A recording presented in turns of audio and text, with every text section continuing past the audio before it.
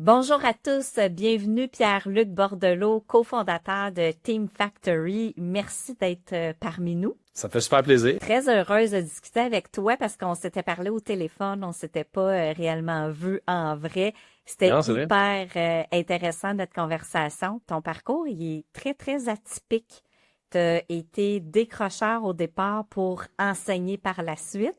Ben Et oui. tu as fait le chemin inverse. Je dirais dans ce que je vois là, dans ma communauté, ce sont des gens d'affaires qui deviennent spirituels, mais toi, tu as commencé à l'inverse. Ben T'étais oui. spirituel et t'es devenu homme d'affaires. Ça veut pas dire que tu n'utilises pas la spiritualité du tout en ce moment, mais on aime beaucoup les parcours atypiques. Est-ce que tu peux nous parler un peu de ton parcours?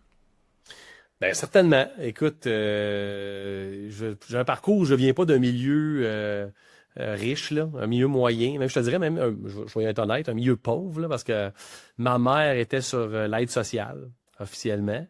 Divorcée de mon père. Tu sais, j'étais un enfant du divorce, là, typique, là. Pour cadrer les gens, j'étais une batch 78. Moi, je suis né en 1978. Mes parents, rapidement, ont divorcé. Ma mère a essayé de faire ce qu'elle pouvait. Était atteinte d'une maladie mentale, là. Clairement que c'était des troubles bipolaires qui n'avaient pas été diagnostiqués. Fait que ça explique peut-être le contexte scolaire de tout ça. Je pense que j'avais des capacités, mais j'avais pas de volonté. Dans le fond, j'avais pas la structure, l'encadrement autour de moi là, pour créer ça. Mais ce que j'avais par contre de ma mère, qui était particulièrement meurtrie par la vie, c'était sa soif de spiritualité. Ça, j'ai toujours reconnu ça de elle. Elle a été typique une catholique qui en a soupé, qui est sortie de ça pour aller vers les énergies divines, la cartomancie, l'astrologie, par way donc, là. Fait que ça l'a aidé, veut pas, à expliquer un peu le sens des choses. Mais c'était un peu compliqué, c'était un peu mêlant son affaire, là, je te dirais, avec ces trucs. Ce que ça me montrait, par exemple, c'était une femme qui voulait donner un sens à sa vie, qui voulait essayer d'expliquer les choses, qui voulait essayer d'aider les gens, puis qui voulait atteindre un bonheur, tu sais, on va partager. Fait que, bon, ça, je ferai pas le tour de toutes les choses qui ont été difficiles, je dirais, dans la relation avec ma mère. Je préfère bâtir sur ce que j'ai retenu d'elle, une femme qui m'a transmis cette soif de spiritualité-là. Puis j'ai eu l'occasion de rencontrer plein de, plein de bon monde sur ma route. J'ai été et je suis encore béni, vraiment, d'avoir rencontré des gens. Et là, je fais ça vite, là, mais rendu au secondaire, fin secondaire, j'ai rencontré un homme sur ma route qui est un prêtre catholique. Tu sais, c'est assez original parce que là, on s'entend que la religion, ça fait voyons, que c'est ça là, au Québec. Puis moi, j'avais à l'époque 17-18 ans. Lui, il avait début trentaine, débarque dans la paroisse. Puis la première fois que je vois un prêtre catholique, ben, il est en short t-shirt en train de faire du sport avec nous autres. Il joue au hockey dans la rue. T'imagines là, l'image qui venait de casser, tu sais. Puis ça a parti super de bons liens là, avec cette personne-là, avec Éloi. Puis là, il y a un prénom là, tout à fait désigné, c'est Éloi. C'est un grand, grand ami aujourd'hui. Puis je te dirais même, tu sais, moi, mais mon père est décédé, j'étais plus jeune. En tout cas, j'ai pas les détails. Ma mère aussi est décédée. Là, alors, à la naissance de mes enfants, j'ai été très choyé qu'ils me disent, est-ce que je peux les considérer comme mes petits-enfants? Mhm. Et c'est devenu carrément le papy de mes enfants. Alors, c'est pour te dire le sens Ouais. significatif et symbolique que les gens peuvent jouer. Il est encore un mentor, un grand ami, un mentor aussi, quelqu'un qui m'a montré, tu sais, ça fait classique un peu de dire ça, mais m'a montré vraiment le droit chemin. Tu sais, arriver à l'heure à une rencontre, préparer, se faire confiance, avoir de l'humilité, montrer qu'on a besoin des autres. Je te dis, là, je pense que ma mère, elle avait semé quelque chose que lui a réussi à faire grandir. Puis là, ben, tant mieux si les gens la récoltent. Ben là, je te fais un parcours assez vite, mais ça ressemble à Ouais. ça un peu, là, en gros, là. Pourquoi j'ai été d'abord spirituel? Ben, j'ai dit oui à Dieu. Puis j'ai dit oui à un Dieu chrétien. Puis je dis oui à un Dieu chrétien qui me libère, pas quelqu'un qui me contraint. C'est pas quelqu'un qui m'empêche de réfléchir. Je dis un oui à un Dieu chrétien. Est-ce que je dis un oui à un Dieu catholique? Absolument. Je suis né catholique. Ensuite, ma mère l'a quitté. J'ai rencontré un prêtre catholique, mais Aujourd'hui, ma foi chrétienne est beaucoup plus ouverte, là. Je veux dire, je rencontre des gens qui sont pentecôtistes, baptistes. Je rencontre des gens qui ne sont pas chrétiens, qui donnent un sens à leur vie et je m'accroche à leur désir de spiritualité aussi. Ça m'a vraiment permis d'ouvrir là, un espace que j'ignorais en moi, qui est fait pour donner un sens à ma vie. Puis aujourd'hui, en entreprise, ben écoute, ça vient m'ancrer, là, toujours, tu sais. Bon, la dernière fois qu'on se parlait, tu me parlais de toutes les valeurs, que c'est important d'inculquer des valeurs dans ton organisation, puis aussi au sein de ta famille. Ouais. Tes valeurs, pour moi, la foi, ça représente la présence d'un amour inconditionnel qui permet d'ouvrir toutes les portes, tu sais. Puis moi, je suis limité, là, je suis un orgueilleux, impatient, colérique, là. Je veux dire, je suis pas parfait pantoute, là, tu sais, insistant. Alors, j'ai des failles en masse. Mes partenaires, ma femme pourrait te le confirmer, puis tout ça, mais ben, ils m'aiment, je les aime, puis ça, c'est un sens à la vie qu'on va se donner, là, tu sais. Il y a les valeurs, évidemment, qui sont là, c'est des valeurs il y a beaucoup de liberté puis d'authenticité dans mes valeurs. Je te dirais que les valeurs de fond sont là. Puis c'est vrai parce qu'aujourd'hui, je coach des entrepreneurs, des gestionnaires. Puis c'est vraiment ce que je veux être leur guide sur la transparence, l'authenticité qu'ils doivent avoir, la bonne, là, tu sais, pour les rendre libres, pour rendre les autres libres. C'est vraiment ça, là, tu sais. Il y a une parole, là, veux pas dans l'Évangile qui dit dans la Bible même, c'est la vérité vous rendra libre. Il y a quelque chose de très fort là-dedans. Tu sais, la Bible veut pas. C'est une perle de sagesse comme bien d'autres grands livres. Là. Et tu sais, quand on sort une phrase comme celle-là, c'est pas anodin. Là, c'est vraiment quelle est la vérité que je dois faire sur moi-même qui va permettre la liberté, tu sais, de moi et des autres. Il y a tous les concepts de toute vérité n'est pas bonne à dire, justement, là, mais la vérité va nous rendre libres, tu sais. Puis Oui, la vérité, c'est ça. Cette vérité-là, c'est est-ce qu'on est capable de se donner le droit d'être vrai, dans le fond, avec les personnes qu'on côtoie. Ça, tu sais, le Team Factory fait de l'accompagnement avec du conseil, puis bon, des outils, là. Mais au final, c'est vraiment ça. Est-ce que ça permet à cette personne-là d'être vraie au travail? De ce oui, gestionnaire-là, cet employé-là, est-ce qu'il peut être vrai? Puis aujourd'hui, au 21e siècle, là, on veut ça. Les gens font ah, je peux pas être moi-même ici. On peut oui, plus, comme je fais exprès, là, mais le 20e siècle, là, dans le temps, jadis, on avait cette idée de le personnel, c'est le personnel. Hein. La maison, c'est la maison, puis le travail, c'est le travail. Aujourd'hui, ça se combine, ça se croise. Heureusement, des fois, pour certains gestionnaires, c'est too much parce qu'ils ont l'impression que le personnel l'emporte, puis ça savent pas trop comment gérer ça. Ils ont l'impression d'être des psys de service, là, des amis trop près. Mais il faut falloir cohabiter avec ça.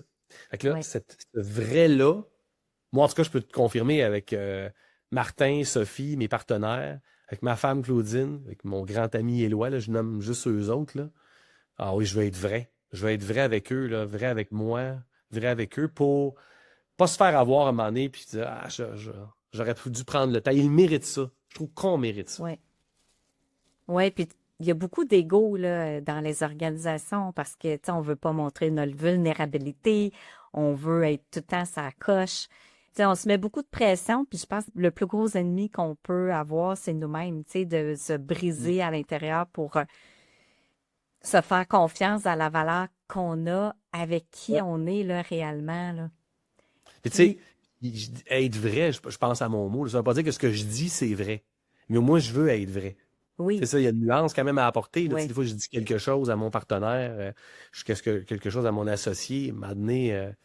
Ben moi, c'est ma vérité, là, dans le sens où c'est un regard que j'ai. Ça se peut que je me trompe, clairement, ça se peut, mais je vais te le dire. Je veux juste comme sortir ça de mon chest, comme on dit, pour être sûr qu'on bâtisse. Puis assez rapidement, je me souviens, je pense à Martin, quand on a bâti ensemble notre entreprise, là, qui est devenue aujourd'hui Team Factory, là. Hey, c'était bien important, ça, pour moi, puis pour lui aussi, d'avoir un partner là, sur lequel on dit, hey, tu vas-tu parler à tout le monde sauf à moi de ça? On va se parler, nous deux, là. Puis ça bâtit de la complicité, du lien durable, tu sais, oui. puis pas grand. Il y a personne qui peut défaire ça après, tu sais. Non, puis tu crées un espace de sécurité là, totalement là, quand tu fais ça. Exactement. Puis, Happy Culture, comment c'est arrivé? Ben ça, c'est notre premier nom d'entreprise. C'est ça, ça a commencé avec Apiculture. Apiculture, Oui. c'est devenu Team Factory. Pourquoi ça a commencé avec Apiculture? C'est mon partenaire Martin qui avait une entreprise à l'époque où il avait décidé de donner un nom à sa culture d'entreprise à l'interne pour regagner la mobilisation de ses troupes, là. Puis il l'avait appelé comme ça pour lui. Excuse l'expression, mais pour se sauver le cul de perdre son monde. Là, c'est vraiment ça, là, tu sais. Il a dit, je vais l'appeler la apiculture, tu sais. Fait que là, ça a marché. Ça a marché parce que le monde a fait, ah oui, c'est ça qu'on veut. On veut créer une culture dans laquelle les gens vont être heureux, vont être bien, tu sais. Puis ça l'a regagné lui-même, hein, parce il avait perdu un peu le sens de ce qu'il faisait. Tu sais, c'était quasiment spirituel quand tu y penses, là, de regagner le cœur des gens. Puis après ça, on a parti sur ce nom-là. Moi, je l'ai rencontré. On s'est fait présenter par une amie qui a dit, hey, vous devriez vous parler, vous avez le même langage, vous autres, les deux. Fait que là, j'étais là, OK. Moi, je faisais des formations, des conférences à l'époque, des rencontres dans le milieu affaires, comme dans le milieu de l'éducation ailleurs. Ouais. Puis lui, il commençait son projet. On s'est joints ensemble. Puis on a bâti une entreprise qui, au début, offrait que des formations et des conférences. Ensuite, on est arrivé avec du coaching. Puis là, on a une solution technologique, un logiciel en appui à la lecture qu'on peut s'offrir des équipes. Mais le mot équipe devenait tellement fort que c'était un incontournable. On a passé de apiculture, l'idéal, à comment l'atteindre, Team Factory. Bâtisseur d'équipe qui performe, qui se voit à long terme, qui crée de la rétention. Tu sais, c'est ça, là, l'objectif. Ouais. Fait que Team Factory, c'est devenu plus la méthode, la procédure, la manière, si tu veux, pour y arriver, que de rester dans un concept avec apiculture qui c'était idéal, mais c'était un petit peu inatteignable, là. Tu sais, c'est ça c'est ça qu'on s'apercevait. Puis est-ce que tu peux justement nous parler de ton outil technologique? Bien, certainement.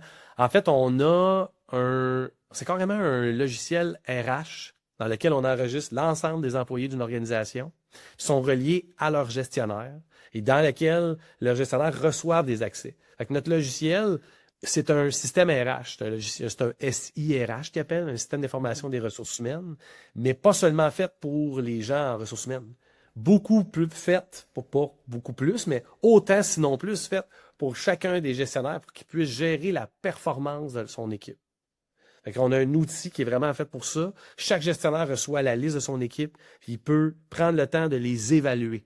Une chose très importante, si tu veux faire évoluer un individu, il faut que tu prennes le temps de l'évaluer. Alors, on évalue dans le système pour faire évoluer. C'est vraiment comme ça qu'il est bâti. Et on prend des informations entourant chacun des membres de notre équipe pour être sûr de le faire évoluer, de garantir sa longévité chez nous, sa performance, son développement. Alors, tu vois, on est dans le concept de apiculture quand tu y penses, mais avec un logiciel, avec une méthode beaucoup plus appuyée. Et on va chercher toutes sortes d'informations sur un employé. Je t'en nomme 3 de base qu'on leur donne, là. Première information qu'on va chercher puis qu'on veut gérer, c'est les irritants. Pour maintenir la performance d'une équipe, d'un employé, c'est qu'est-ce qui t'empêche de bien travailler aujourd'hui, cette semaine, à cause de nos départements, à cause de nos collègues, à cause de moi, ton gestionnaire. Fait qu'on gère les irritants, on les écrit dans le système, là. C'est Mylène est dans mon équipe, elle a tel irritant, je le catégorise, on a discuté d'une solution ensemble, j'y mets une date pour que je puisse recevoir des notifications. Tu sais, c'est vraiment pensé pour les gérer, là. Souvent, on va le dire, gère les irritants. Ouais, mais qui a un système pour le faire, tu sais, quand tu y penses. Alors, deuxième élément, c'est d'en connaître plus sur les aspects personnels d'un employé. Avec 3 angles faciles. Quelles sont les passions, les ambitions et les préoccupations de Mylène, mettons, si tu étais dans mon équipe. C'est simple, hein, c'est de base. Sur quoi elle tripe? Qu'est-ce qu'elle veut devenir? Puis qu'est-ce qui trotte dans la tête? Tu sais, si tu vas avoir un résumé, là. On est arrivé avec des concepts de base très simples. Tu connais-tu ses passions, ses activités, ses loisirs, ses intérêts? Tu connais-tu le prochain projet, le prochain accomplissement, le prochain voyage? Ça peut être ça aussi, là, les ambitions. C'est pas seulement professionnel, ça peut être personnel. Puis tu connais-tu ses tracas, ses stress, ses soucis, ces petits éléments qu'elle souhaite bien te partager, là, tu sais, tout ça dans l'univers du privé. Mais là, on a un système dans lequel on peut prendre le temps là, de regarder ça, configurer ça, pour en connaître mieux sur la facette de notre employé. Fait que irritant, le côté personnel, la passion, ambition, préoccupation. Puis le dernier, non le moindre, c'est la notion de défi à donner à nos employés. Pas seulement juste des tâches, mais de leur donner des défis. Est-ce qu'ils relèvent des défis? Parce que on s'aperçoit que les employés, quand ils quittent, ils écrivent ça sur LinkedIn, hein, à la recherche d'un nouveau défi. Moi, je suis toujours curieux de voir leur employeur quand ils voient ça. Qu'est-ce qu'ils se disent? Non, ils n'ont jamais vu. On avait plein de défis chez nous, tu sais. Ça aurait été le fun qu'ils restent. Il n'a pas vu des défis. Tu n'as pas C'est ça. présenté des défis selon lui. Tu as présenté Exact. des tâches routinières. Tu n'as pas pris le temps de l'écouter. Je n'ai pas dit que c'était vrai, mais c'est ce qu'on se dit. Ouais. Alors, on a vraiment dans notre système une place pour fixer des objectifs, pour créer le sentiment de relever des défis. Mais c'est quoi l'objectif de Mylène? Sur combien de temps? Puis, il y a des notifications qui te sont envoyées parce que tu lui as dit qu'elle devrait participer à telle formation, ou meeting, ou tu comprends tel rôle. Ouais. Fait qu'on a un système qui crée une chose bien importante pour nos gestionnaires, si on va avoir des équipes performantes. On appelle ça de l'autonomie puis de la responsabilisation. Ouais. J'ai une Et c'est vraiment question. responsabiliser. Oui, j'ai une question pour toi, Pierre-Luc. Tu sais, souvent, on rencontre des gens puis ils savent pas quelles sont leurs passions, quels sont leurs réels intérêts. Est-ce que vous les aidez à déterminer ce qu'ils aiment? Mais en fait, honnêtement, à la base, avec un gestionnaire, tu es juste à la recherche de quand Mylène n'est pas en train de travailler, là, qu'est-ce qu'elle aime faire? Mhm. C'est juste une base. Fait que tu as raison, le mot passion est un peu élevé. C'est pas tout le monde qui sont passionnés.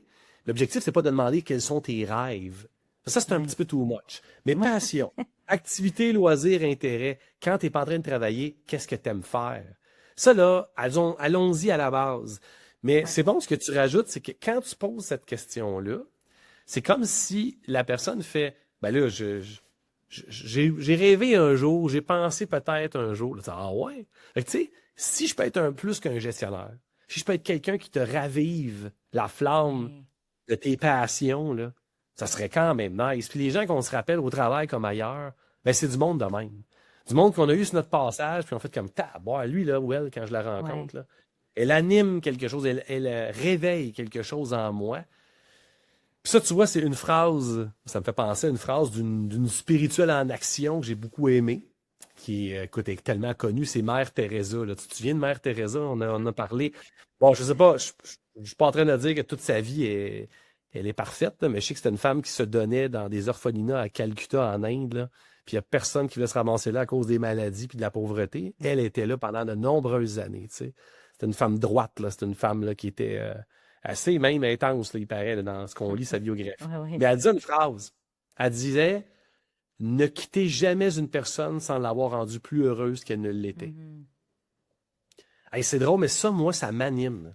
Oui. On dirait que je rencontre quelqu'un, là. Ben, je ne dis pas que je le fais tout le temps, mais je te rencontre toi aujourd'hui pour ça, je rencontre quelqu'un d'autre, je croise quelqu'un quelque part, puis je me dis, crime, à ma manière, est-ce que j'ai contribué, tu sais? Ouais. Plus heureux, ça veut dire plus animé, plus, elle y croit plus, tu sais, quelque chose de, attends, donc, puis je réussis pas tout le temps, mais j'ai comme le goût de transmettre ça à nos gestionnaires grâce à un Ouais. système. Je reviens à notre système, hein, c'est niaiseux, mais transmettre ça, hey, c'était plus qu'une gestionnaire pour moi, Mylène, dans ma vie. C'était une femme qui m'a inspiré, qui m'a fait grandir. Ouais. Puis quand on va se revoir à l'épicerie plus tard, là, tu sais, dans la région des fruits, là, puis tu vas venir me voir en disant hey, tu te souviens-tu, tu as été ma patronne, tu as été mon patron. C'est là, pareil, que tu le mesures un peu. Il se rappelle de quoi, tu sais. S'il a Ouais. pris le temps de traverser pour venir me le dire, c'est certainement pas parce que j'ai été tranquille, là. J'ai été quelqu'un qui a contribué. C'est ça qu'on veut laisser, tu sais. Ouais. Ouais. Très bien dit. Pierre-Luc, j'ai une question par rapport à, tu sais, dans votre système, ça prend une certaine responsabilisation de la part des gestionnaires parce que, tu sais, si les gens Ouais. indiquent voici mes préférences, mais que c'est pas respecté en bout de ligne parce que les projets, ils peuvent pas alimenter ces désirs-là, est-ce que vous avez vu Mhm. certains enjeux à certains égards là, par rapport à la responsabilisation? Ben oui, c'est sûr que là, en fait, premièrement, le système, il provoque la responsabilisation. C'est comme s'il te met d'en face que tu l'as pas fait. C'est déjà pas pire. OK. C'est déjà mieux que, c'est un peu comme quand tu vois là que c'est pas fait, tu fais, ah mon Dieu, tant que c'est pas fait, ça reste à faire, comme on dit. Fait que là, tu y vas. Fait que déjà, ça crée l'incitatif, premièrement. Oui. Deuxièmement, ça crée le suivi, parce que si je t'ai posé la question de l'héritage, je l'ai mis Oui. dans le système, je reçois une notification, puis j'en tiens pas compte, ça te le rappelle, tu sais. Mais je te dirais que ce qui nous sauve beaucoup de de ce suivi-là, c'est que dans notre méthode, on propose un suivi biannuel en évaluation à chacun des employés. Donc, l'évaluation pour nous autres, c'est pas seulement une one-shot deal dans l'année, là. C'est Oui. vraiment une fameuse fois où mettons, tu es dans mon équipe, je prends le temps de te rencontrer, Mylène, on fait le point, ajustement salarial, hein, tu l'avais demandé, tel défi, j'aimerais ça jouer ce rôle-là. Pas de problème. 6 mois plus tard, on parle pas d'un an plus tard, 6 mois plus tard, petit réajustement, le système te guide.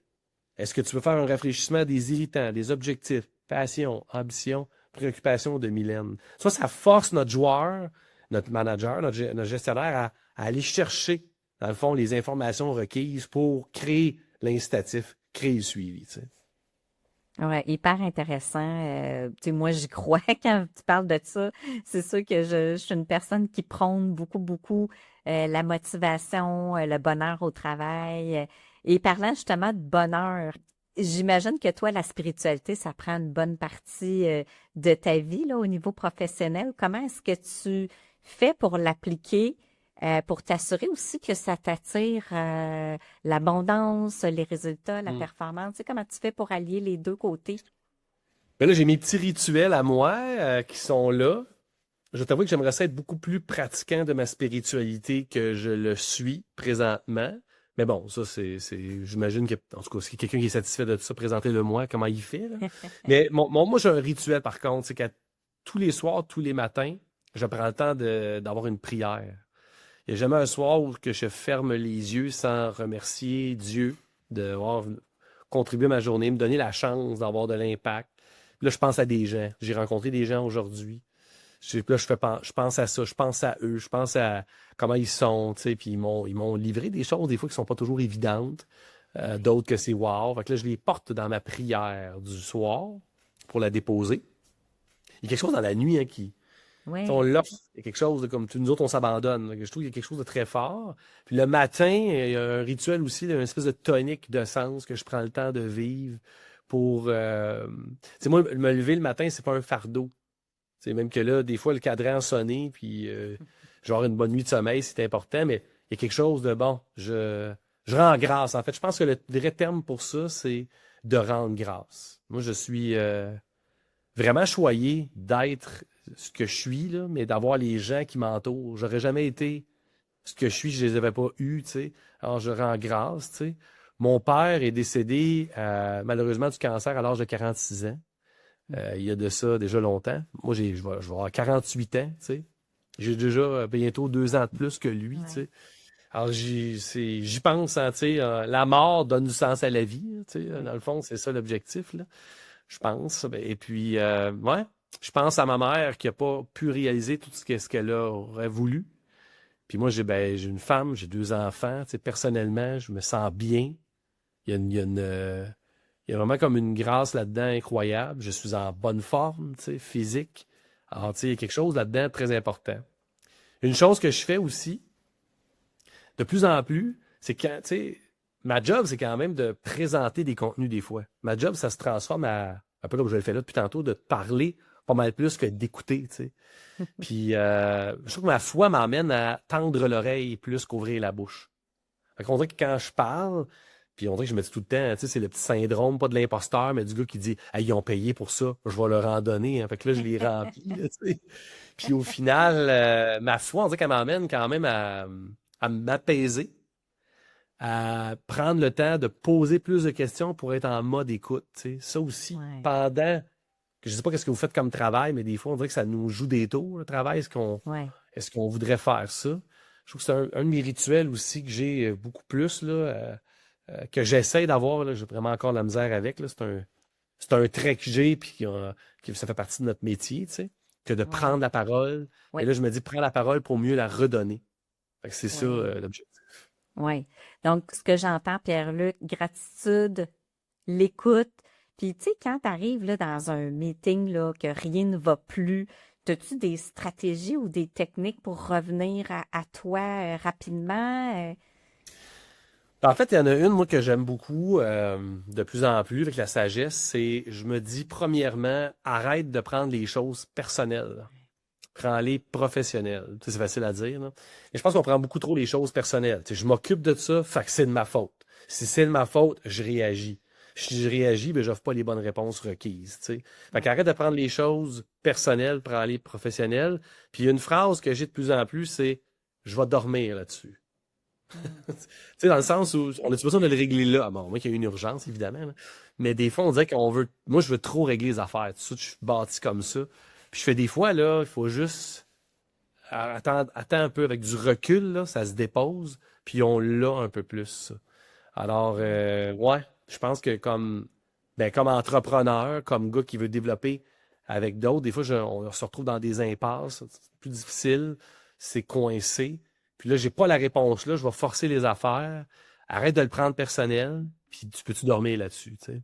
Ouais. Puis ça me fait penser à la méthode des 4 R. Tu sais, dans Ouais. le fond, quand il arrive une situation, tu sais, tu, respires, tu recules, tu réfléchis, puis après tu reviens. Parce que ce qu'il faut pas faire, c'est la réaction, là, tu sais, de un peu Tard. tuer la Ouais. spontanéité, là, parce que si tu réponds le feu par le feu, ben ça va pas rien Mm. régler, là. Mais tu sais, c'est facile à dire, mais c'est pas tout le temps facile à faire. Tu sais, ça dépend de l'état dans Ah lequel tu ouais, te retrouves. Là. Tu sais, si t'as pas dormi la veille, c'est c'est sûr ça. que c'est plus Mais des difficile fois, on de. a des traits. Là. Moi, je suis un gars naturellement en énergie. Les gens vont dire Oui, que je suis passionné. Tu sais, je suis pas le gars qui va être tranquille. Là. Si tu m'invites, que ce soit pour prendre un verre ou pour qu'on travaille ensemble, attends-toi pas que je sois tranquille. Là. J'ai pas une personnalité tranquille. Fait que ça, c'est c'est c'est ça. ça.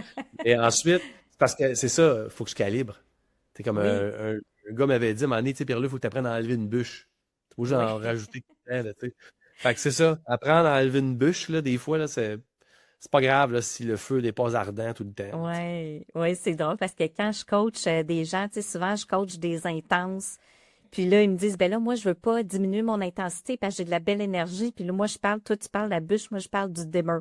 Je dis, mettons que tu es à 13 sur 10, on va te mettre à 8, mais tu perdras pas ta belle énergie. C'est plus comme d'apprendre aussi à respirer. Tu sais, juste dans la respiration, c'est incroyable ce qu'on peut un peu calmer le feu parce que le feu, il veut toujours sortir. Là. Quand tu es quelqu'un de dynamique, énergique, Ça. je suis comme toi aussi. Là. Tu sais, des fois, il faut que je me calme par en dedans ou dire, hey, Mylène, t'es pas assise, assis-toi. Tu sais, des fois, je suis tellement enflammée que je parle à des gens puis je suis quasiment sur le bout de ma chaise. Mais de dire, pff, tu sais, parce que c'est pas tout le monde qui est en mesure de d'attraper ça ou de d'absorber ce niveau d'énergie. Tu sais, il y en a le Ouais. matin qui me disent, attends une minute, là, tu sais, mon conjoint, des fois, il me dit, je prends ton rythme, là, laisse-moi prendre mon café. Mais tu sais, c'est aussi de penser aussi à qui je m'adresse, c'est quoi l'intensité de la personne pour être en mesure aussi d'être sur la même longueur d'onde, là.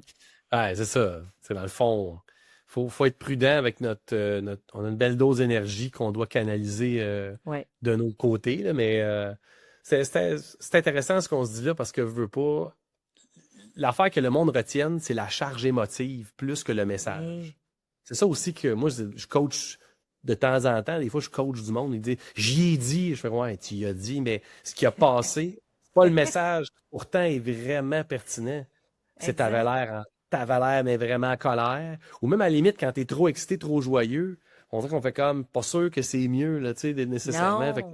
est-ce qu'on retient le message ou la charge émotive? Tu sais, puis là, à un moment donné, c'est dur de calibrer, mais Oui. ouais, il y a un Oui. petit peu de sagesse qui rentre là-dedans, là. Puis c'était bien dit, tu sais, quand tu dis monsieur puis madame bonheur tout le temps, des fois, ça tape ses nerfs du monde parce qu'ils se disent, hey, moi, je suis pas heureux de même, puis j'ai comme pas le goût non plus d'être tout le temps hyper parce qu'il y a quelque chose qui fait du bien d'être calme puis dans le silence aussi, pas d'intensité, tu sais, juste avec Exactement. toi-même, là. Ouais.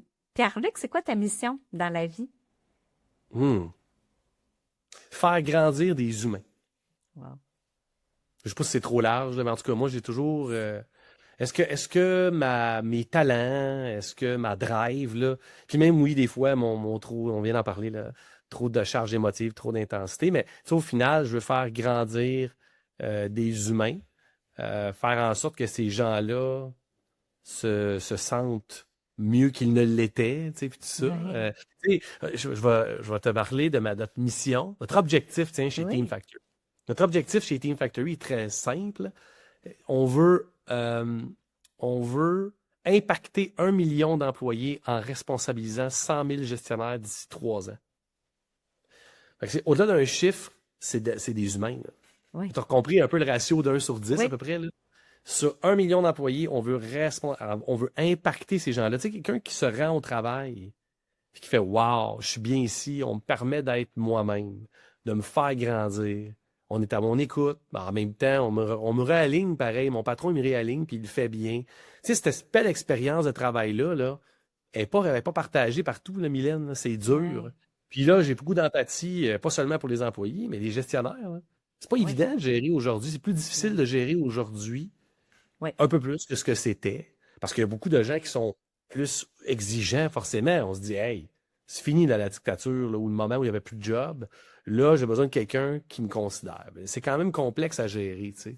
Oui. Mais impacter 1 million d'humains en responsabilisant 100 000 chefs d'équipe, Oui. superviseurs, gérants de salle à manger, VP, directeur, nommer les titres, là. Au-delà d'un titre, tu as un rôle, tu as des humains à ta charge. Tu as choisi de dire oui au rôle de gestionnaire. La question, c'est pourquoi? C'est une question qu'on pose en passant, en débutant nos approches. Pourquoi vous avez accepté ou choisi le rôle de gestionnaire? Pourquoi? Puis là, on fait le tour de la salle. Je veux vous écouter là-dessus. Mhm. Ça devrait être votre base. Vous allez vous réancrer là-dessus. Rappelle-toi-en, c'était pour transmettre des connaissances, jouer le rôle de mentor, relever un défi. Mais rappelle-toi-en, le jour où ça va être plus difficile, réancrez-vous. C'est comme si, tu sais, c'était un peu kitsch que je veux dire là, mais j'aime ça dire qu'on peut-tu renouveler nos vœux d'engagement en tant que Mhm. gestionnaire? Ça a du bien dans le couple des fois, là, on renouvelle nos Oui. vœux d'engagement, on se souvient qu'on s'est choisi, pourquoi on se réancre. Ben, je trouve que professionnellement, il y a quelque chose à avoir là-dedans, là, tu sais, pour jouer notre rôle, puis garder cette direction-là, tu sais. J'adore ça. J'adore cette analogie. Comment est-ce qu'on peut t'aider, Pierre-Luc? Mais comment on peut m'aider, c'est faire appel à nos services, aller voir notre site web premièrement, là, tu sais. On a notre site web qui est le teamfactory.co, pas .com, mais .co.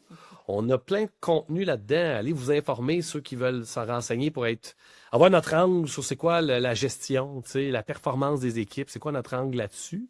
Mais tu sais, il y a deux façons. C'est que nous autres, on est à la recherche pas seulement de clients officiels de nos produits et nos services, mais on est à la recherche d'une communauté de coachs consultants, tu sais, qui voudraient se certifier à l'approche Team Factory puis dire, hey, je pourrais offrir ça à mon réseau. Moi, j'ai le goût de ça, de Ouais. cette approche-là. Toi puis moi, Mylène, on connaît un certifié commun, hein, Marcel, là, qu'on va nommer, là. Il est extraordinaire. C'est incroyable. Tu sais, Marcel, ça a été une belle rencontre d'un gars, justement, qui est venu, ah, hey, j'ai besoin de cet outil-là pour donner une lecture à ma gang. Fait que, demain, on veut pas que tout le monde devienne certifié à notre approche, mais ils peuvent-tu devenir soit certifiés ou ce qu'on a comme concept, nous autres, c'est affilié à Team Factory, hein? On Mhm. ne sera pas certifié, mais dans mon réseau, il y a des gens qui ont besoin de se donner cette clarté-là, cette approche-là, qui n'est pas seulement du service conseil, mais aussi un outil logiciel, mais qui n'est pas seulement outil logiciel technologique, mais quand même un humain aussi qui nous appuie. Fait que, pas mal comme ça tu peux Ouais. nous aider. Hyper intéressant, Pierre-Luc, j'en ai repris encore. C'est vraiment rafraîchissant de parler à des gens qui veulent aider les gestionnaires à hausser leur jeu d'un cran. Merci pour tout ce que vous faites. Merci à vous autres.